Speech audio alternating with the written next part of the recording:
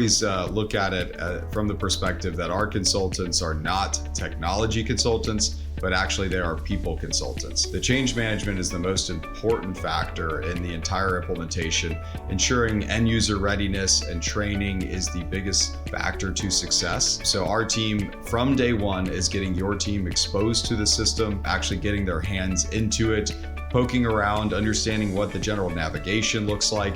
Throughout our sprints or our design phase, we're actually assigning homework out to your team. So they're going and getting into the system, recording tasks, and being able to perform what their daily operations is going to look like in the future. So this is all up front as part of the implementation methodology. And as we get into the later parts of the implementation where we have everything at a 100% design complete status, we're doing full end-to-end testing of all process scenarios that are possible for your company in a actual mock go live environment. And that's not our team performing that testing, that's your team performing the testing, all fully end to end. So they're getting their hands actually into the system, and they're the ones that are passing the results or notifying the team if there's any sort of failures that we need to correct for the follow-on mock go live testing sessions. So really it's this gradual exposure to the system over time and getting those users ready with whatever they may need in terms of documentation, such as standard operating procedures or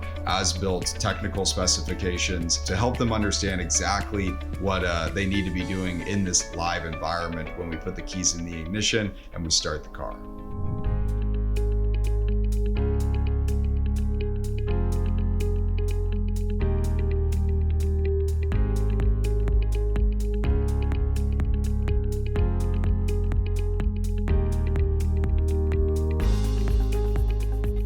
Every single company's data strategy is going to be different. And we assess this all up front during our diagnostics phase of the implementation. So we have a meeting where we go through what the actual data migration strategy is going to be. So we identify all of the sources of data, including the existing ERP or any other peripheral system that we need to migrate data from into the Dynamics 365 environment. And then with that, we're looking at factors such as how far back are we going to go historically to pull that data over into the new system. And then we're seeing, what open transactions need to be pulled over, what summary information, what detail information. We're assessing all of the different factors of what data has to be there in this new ERP when you go live. And one of the key call outs to that is we work with a lot of companies that are family-owned, 100-year-old companies. They have lots and lots of data, but you can't bring all of that data over into your clean, pristine ERP system.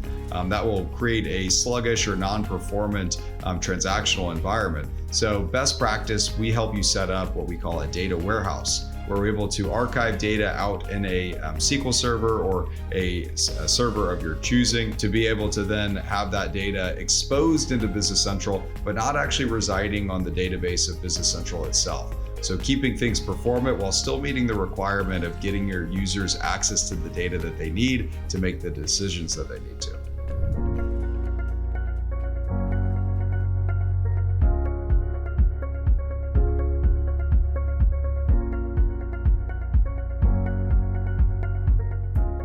Our recommendation in terms of historical data is to only bring over what's necessary.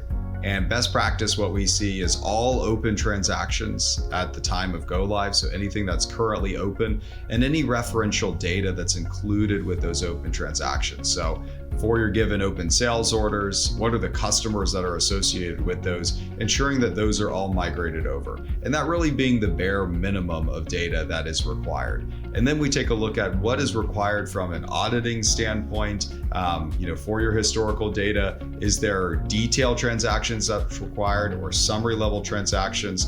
Best practice is to keep detail within 1 year, so a trailing 12 months of the implementation, and then only look for summary level data past that point.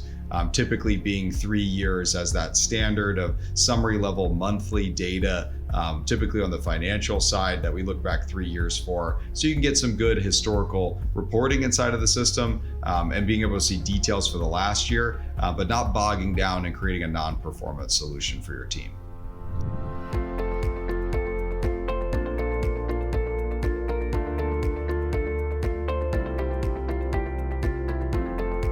One of the biggest things that we help guide our clients through during implementation is the cleansing of their data. So we work with tons of customers that have environments that are 20, 30 years old that they have collected long-standing issues in their data. Now is the time during implementation to clean that up so that pain doesn't linger with you as you move into the new system. So we always work in an iterative fashion when it comes to data migration, where we migrate the data into the environment, we show it to you, get your feedback on it, and then we go through that extract, transform, and load process again. And as we're iterating on this data migration, your team is able to go through and adjust the mistakes of the past and be able to clean up a lot of that data. So that way, when we load it in the next time, then you're able to see it in a clean, pristine manner in the new system.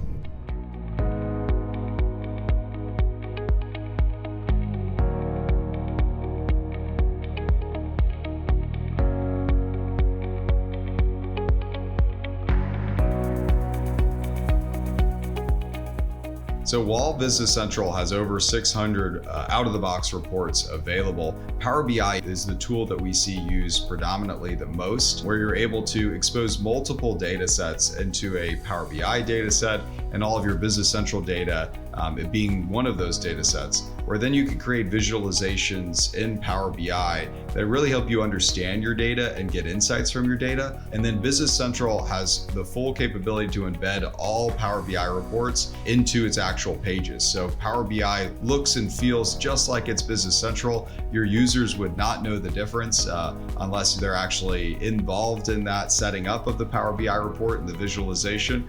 It looks and feels just like a Business Central report embedded inside. So that's ultimately the strategy that we typically see the most. There are a number of other ways to build out reports as well inside of Business Central, whether that's the financial reporting solution or the Word document reports or the RDLC or the Microsoft Report Designer reports. So there's a number of ways to get access to your data, not just limited to the out-of-the-box reports and the Microsoft Power BI solution.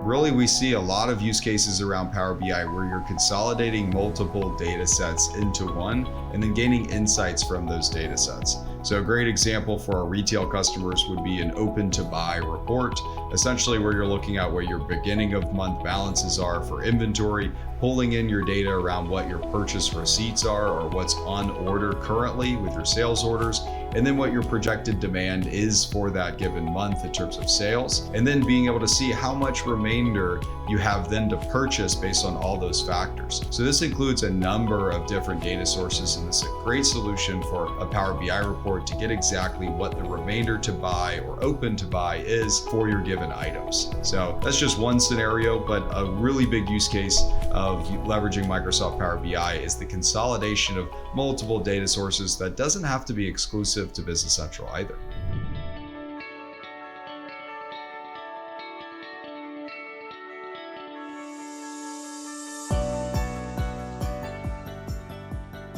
Power Automate is Microsoft's low, no-code workflow platform that allows you to be able to connect various systems and perform automated tasks given certain triggers. I know that's pretty confusing, but essentially Business Central is fully integrated with Power Automate to allow you to trigger certain workflows like sending an email to a customer or sending a customer record to a salesperson, notifying them of a given opportunity, all based on certain triggers that are occurring within the system. So it is a full low, no-code solution, meaning that you do not need a pro developer actually to build out this application.